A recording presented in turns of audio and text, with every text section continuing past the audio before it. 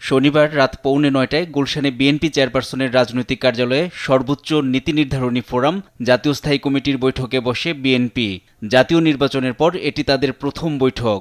বিএনপির চেয়ারম্যান ও প্রধানমন্ত্রী তারেক রহমান বৈঠকে সভাপতিত্ব করেন।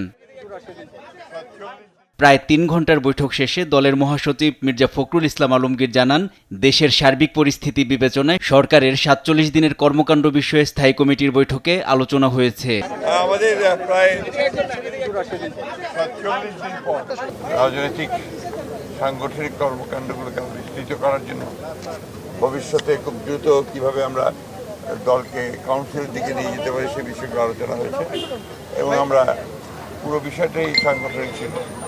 আমরা মনে করেছি যে খুব দ্রুতই আমরা চেষ্টা করব যে যত দ্রুত পাওয়া যায় কাউন্সিলের দিকে যাওয়ার জন্য। স্থায়ী কমিটির সভায় উপস্থিত ছিলেন মির্জা ফখরুল ইসলাম আলমগীর, ডক্টর খন্দকার মোশাররফ হোসেন, গয়েশ্বর চন্দ্র রায়, ডক্টর মঈন খান, নজরুল ইসলাম খান ভার্চুয়ালি, আমির খসরু মাহমুদ চৌধুরী, সালাহউদ্দিন আহমদ, ইকবাল হাসান মাহমুদ টুকু, বেগম সেলিমা রহমান ভার্চুয়ালি ও অধ্যাপক ডাক্তার AZM জাহিদ হোসেন।